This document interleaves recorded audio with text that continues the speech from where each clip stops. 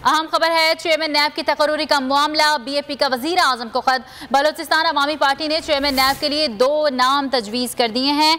अहम अपडेट दे रहे हैं आपको इस हवाले से। अहमद लाशारी और जस्टिस रिटायर्ड गुलाम कम्बरानी के नाम तजवीज़ किए गए हैं। अहम अपडेट दे रहे हैं आपको चेयरमैन नैब की तकर्रुरी के मामले के हवाले से।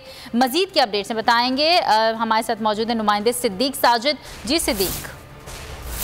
जी बिल्कुल, वज़ीर आज़म शहबाज शरीफ को बलोचिस्तान अवामी पार्टी की जानिब से चेयरमैन नैब की तकर्री के लिए 2 नाम जो है वो तजवीज़ किए गए हैं।